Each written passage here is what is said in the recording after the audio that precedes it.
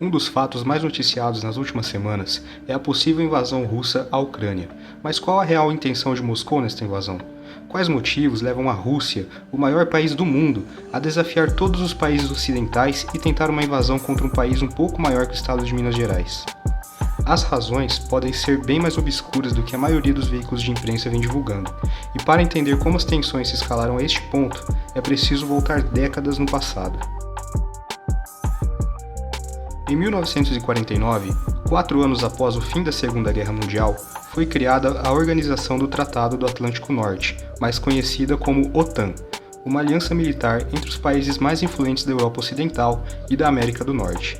Esta aliança surgiu justamente no início da Guerra Fria e tinha por objetivo conter o avanço do bloco socialista no continente europeu, minando a influência da União Soviética e de seus aliados socialistas da Europa Oriental. Foi neste contexto que surgiu o Pacto de Varsóvia, uma aliança militar do bloco socialista criada em 1955 em contrapartida à criação da OTAN. As tensões entre os países da OTAN e os países membros do Pacto de Varsóvia perduraram durante toda a Guerra Fria, com constantes ameaças de guerra proferidas por ambos os lados. Esta situação de conflitos só veio a acabar em 1991, quando houve o fim da União Soviética e a dissolução do Pacto de Varsóvia, fato que marcou o fim da Guerra Fria.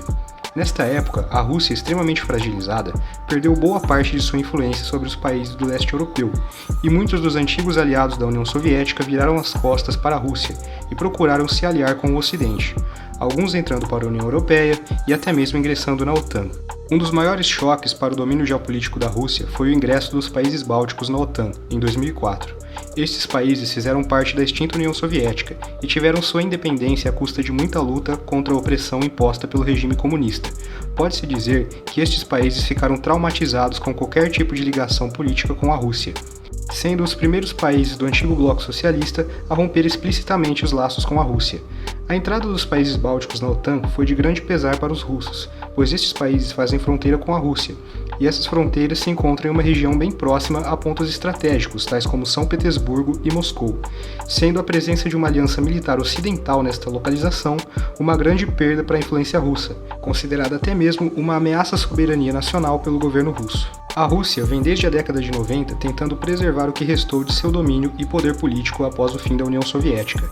A Rússia ainda detém uma forte influência em alguns países de língua eslava do leste europeu, tais como a Bielorrússia e a Ucrânia, mas perdeu totalmente a influência sobre outros antigos aliados eslavos, como a Polônia e a República Tcheca, antiga Tchecoslováquia. Ocorre que na Ucrânia há o crescente desejo de se desvencilhar das relações e alianças com a Rússia e se aliar com o Ocidente. As tentativas de ingressar na União Europeia e pretensões de integrar a OTAN vêm causando à Ucrânia crises internas, guerra civil e a recente crise diplomática com o país vizinho. A crise ucraniana começou no fim de 2013 com um evento conhecido como Euromaidan. Na época, a Ucrânia estava se preparando para a aplicação de um acordo de associação com a União Europeia, porém o presidente Viktor Yanukovych, um político com largo histórico de apoio à Rússia, suspendeu o processo de aproximação com a União Europeia, o que causou uma convulsão social e 93 dias de intensos protestos contra o governo vigente, até que o presidente Yanukovych foi deposto em 22 de fevereiro de 2014. Os protestos da Praça de Maidan, principal praça de Kiev, foram notícia de relevância mundial e foram posteriormente nomeados de Revolução Ucraniana e de Primavera Ucraniana. Essa revolução, entretanto, teve consequências graves após o seu desenrolar. Nem todos os cidadãos da Ucrânia defendiam a separação com a Rússia e a aproximação da União Europeia, principalmente os ucranianos de etnia russa, que vivem majoritariamente nas regiões leste e sul da Ucrânia e são falantes da língua russa. À medida que os protestos pró-União Europeia se intensificavam, no sul da Ucrânia, separatistas pró-Rússia orquestraram um levante armado e tomaram a península da Crimeia, uma região circundada pelo Mar Negro e de população étnica majoritariamente russa. Inicialmente, o governo russo negou qualquer associação com os separatistas, entretanto foi provado posteriormente que a Rússia enviou soldados e espiões para auxiliar na tomada da Crimeia. A Rússia anexou oficialmente a Crimeia em 18 de março de 2014, fato que chocou a comunidade internacional e levou a Rússia a sofrer pesadas sanções comerciais. Ao mesmo tempo, no Donbass, região composta pelos oblastes ucranianos de Donetsk e Lugansk, se desenrolava outro conflito armado, iniciado por separatistas pró-Rússia.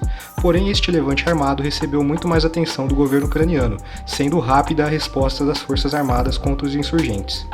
Uma guerra civil se desenrolava. A Rússia novamente alegava não ter ligações com os beligerantes anti-ucranianos, porém entre os dias 22 e 25 de agosto de 2014, comboios vindos da Rússia sob a falsa vestimenta de ajuda humanitária trouxeram armas de artilharia, equipamentos e suprimentos diversos para os insurgentes, o que foi considerada uma invasão furtiva da Rússia à Ucrânia. Com a ajuda da Rússia, os separatistas conseguiram reconquistar inúmeras posições que haviam perdido para o exército ucraniano. Em 5 de setembro daquele mesmo ano foi negociado um cessar-fogo chamado de Protocolo de Minsk. As violações do cessar-fogo por parte de ambos os lados são frequentes, e a guerra civil no Donbass vem se arrastando desde 2014, causando até hoje a morte de mais de 15 mil pessoas. As tensões entre a Rússia e a Ucrânia já são antigas, entretanto estavam relativamente controladas. Tudo se agravou entre o final de 2021 e início de 2022, quando a Rússia passou a mobilizar tropas na fronteira com a Ucrânia. Um contingente superior a 100 mil soldados foi posicionado próximo à fronteira ucraniana, e posteriormente mais tropas foram posicionadas na Bielorrússia, um dos últimos países ditatoriais da Europa e aliado ferrenho da Rússia. Como sempre, o governo russo tenta esconder suas reais intenções e afirma que esta mobilização de tropas se trata apenas de um treinamento militar conjunto e não de um preparativo para a invasão. Porém, imagens de satélites e relatórios de serviços de inteligência da OTAN revelaram que as tropas russas estão utilizando munição real e, além disso, também estão posicionando aviões caça próximo à fronteira. Apesar de negar a preparação para uma invasão, o governo russo vem lançando frequentes ultimatos aos governos ocidentais. O presidente Vladimir Putin chegou até mesmo a exigir o fim da presença da OTAN em todos os países do leste europeu. Neste cenário, a principal questão a ser explorada é o real motivo pelo qual a Rússia está prestes a invadir o seu vizinho. A perda da influência sobre mais um país da antiga União Soviética ou o medo de mais um país vizinho integrando a OTAN são justificativas antigas. Mas por que só agora a Rússia aumentou o nível de retaliação à Ucrânia? Por que só em 2022 e não antes? Dois fatores podem explicar a repentina escalada da violência por parte da Rússia. O primeiro fator a se considerar é a vexatória demonstração de fraqueza dos Estados Unidos com a desastrada retirada das tropas americanas no Afeganistão. Tal fato expôs uma falta de compromisso dos americanos em defender seus aliados, uma vez que os Estados Unidos tinham prometido defender o governo afegão do domínio dos talibãs. Entretanto, abandonou o Afeganistão à própria sorte, fazendo com que em poucos meses o país todo fosse dominado pelos talibãs. Essa demonstração de fraqueza despertou a ambição de países como Rússia e China em resolver pendências antigas com países inimigos aliados dos Estados Unidos. No caso da China, uma invasão a Taiwan nunca pareceu tão vantajosa. Já no caso da Rússia, o momento parece muito oportuno para uma incursão na Ucrânia. Depois do que ocorreu no Afeganistão, não há como saber se os Estados Unidos vão cumprir a promessa de defender os países aliados. O segundo motivo, e o mais importante, pode ser o real motivo pelo qual a Rússia pretende invadir a Ucrânia: a instabilidade política crescente na Rússia, causada pela insatisfação com o presidente Vladimir Putin, que está no poder há mais de 10 anos através de eleições suspeitas, prisão de opositores políticos e autoritarismos diversos. Para ilustrar a situação, em janeiro de 2021, o principal opositor político de Putin, Alexei Navalny, foi preso em Moscou, o que gerou comoção social e muitos protestos. Porém, as manifestações anti-Putin foram proibidas e mais de 1.600 manifestantes foram presos. A aversão à figura de Vladimir Putin não vem somente da população, mas também de vários políticos da oposição, que ganham cada vez mais força. Neste contexto, criar uma guerra com outro país pode ser uma estratégia ardilosa do governo Putin para se manter mais tempo no poder, visto que é considerado um ato antipatriótico criticar o presidente durante uma guerra, bem como seria imprudente por parte da oposição depor o presidente em meio à guerra. O governo russo vem apelando insistentemente ao nacionalismo, incitando a população a apoiar a iniciativa do governo, acusando a Ucrânia de estar provocando o conflito quando na realidade está acontecendo o exato oposto. Vladimir Putin busca desesperadamente um estopim para iniciar a invasão à Ucrânia, executando uma antiga estratégia chamada de falsa bandeira, onde simula que a Ucrânia é uma grande ameaça à Rússia e que ela é a responsável pela escalada da violência, e não o contrário. O desenrolar dessa situação veremos no decorrer das próximas semanas. É bem provável que, caso a Rússia invada a Ucrânia, a resposta dos Estados Unidos e principalmente da Europa não seja tão agressiva quanto eles vêm prometendo. A situação da Europa é particularmente delicada, pois 1/3 de toda a energia elétrica do continente é proveniente de usinas termoelétricas, que usam como combustível gás natural e petróleo provenientes da Rússia.